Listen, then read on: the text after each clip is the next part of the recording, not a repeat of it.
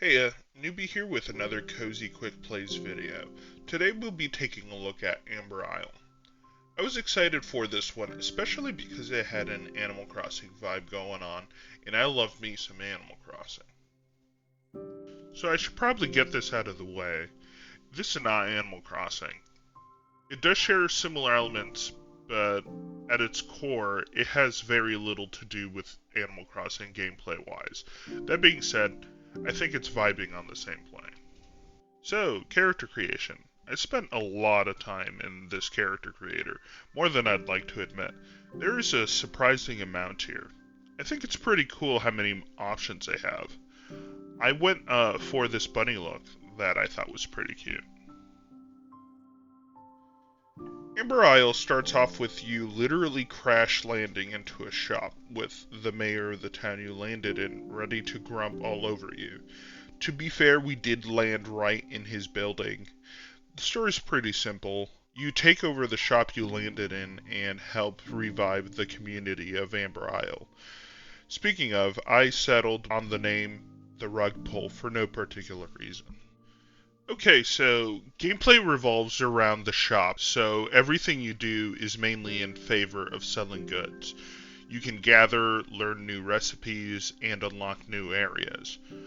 Once you get some supplies, you can craft and sell things to folks in your shop. Selling things comes in a variety of flavors. You can get people to buy things off of your shelves.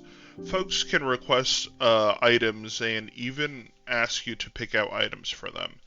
You can also get the chance to haggle with them when they ask for a better price or try selling items to you.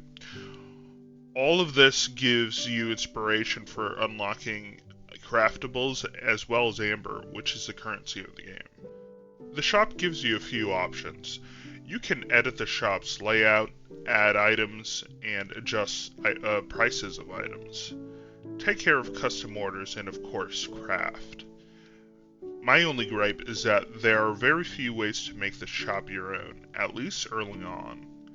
I think it's the Animal Crossing comparison, but I expected there to be tables and wall items and whatnot, but unfortunately, as far as I got during the first hour or so, first few hours or so, I didn't get much aside from pre-placed items.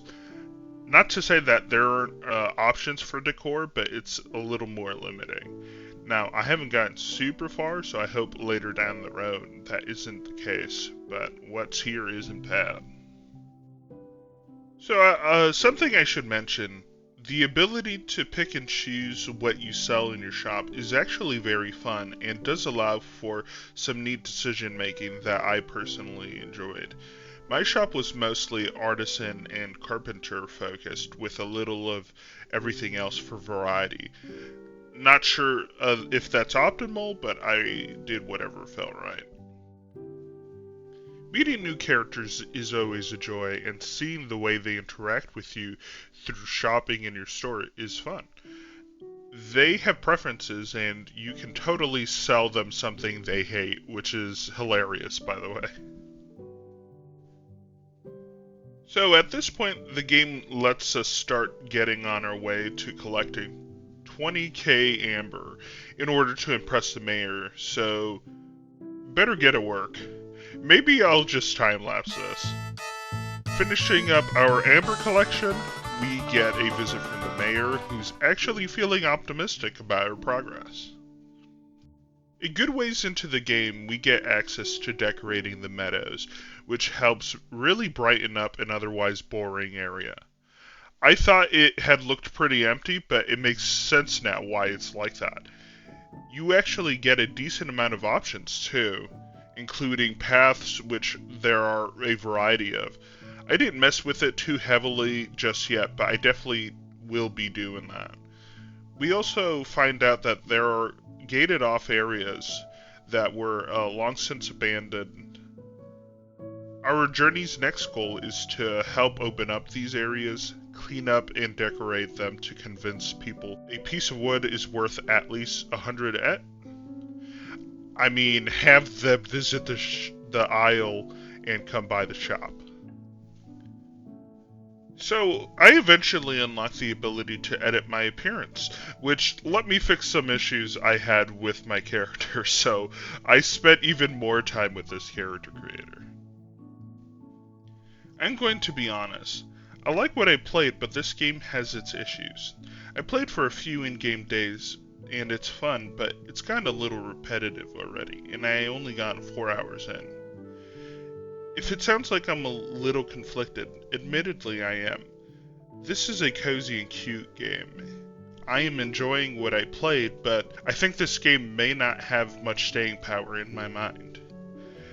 The looking for materials is also very samey and gets tiresome very quickly, unfortunately.